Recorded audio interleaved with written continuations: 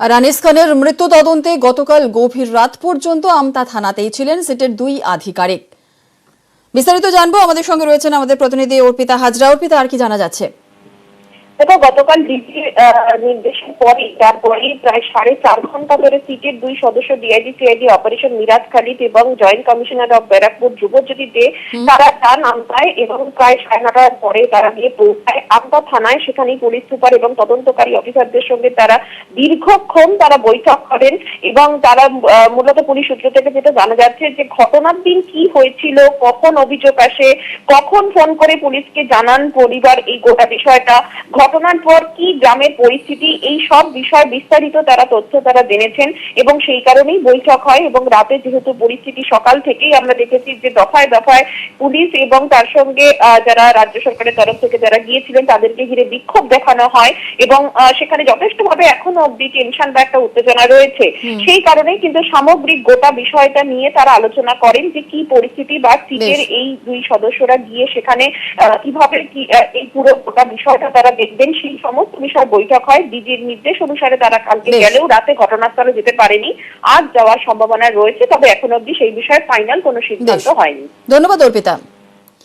আর সোমবার বিকেলেও আনিসের বাড়িতে পুলিশ, কিন্তু পুলিশের সঙ্গে দেখাই করলো না আনিসের পরিবার। এমনকি আনিসের মোবাইল পুলিশের হাতে তুলে দিতে নারাজ তারা। আনিসের দাদার দাবি সিবিআই বা হাইকোর্টের হাতেই তারা আনিসের মোবাইল তুলে দেবেন। স্থানীয়দের স্লোগানের মাঝেই ফিরে যায় পুলিশ।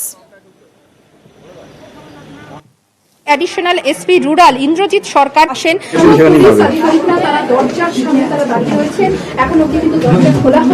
অ্যাডিশনাল এসপি রুরাল তিনি এসেছেন এবং পুলিশের বিশাল বাহিনী নিয়ে তারা কথা বলা তারা চেষ্টা করে মৃতের পরিবারের সঙ্গে, কিন্তু তারা কথা বলতে মোটেও তারা রাজি না। প্লেস অফ অকারেন্স বা ঘটনাস্থল সেখানে রয়েছেন অ্যাডিশনাল এসপি রুরাল এবং এই 3 তলায় যেখান থেকে কিনা আনিসের মৃত্যু হয়েছে বলে জানা গিয়েছে সেই ঘটনাস্থল তারা ঘুরে দেখছেন।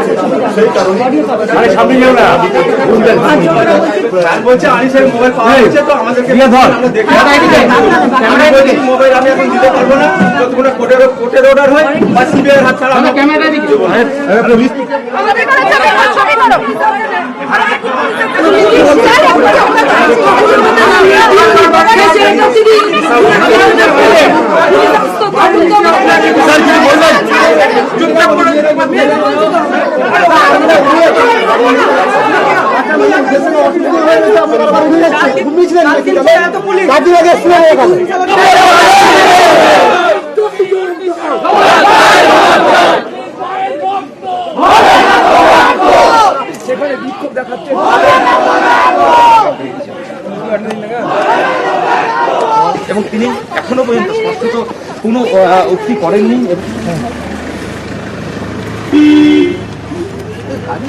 ক্যামেরায় খোকন দাসের সঙ্গে অর্পিতা হাজরা, নিউজ 18 বাংলা, কলকাতা।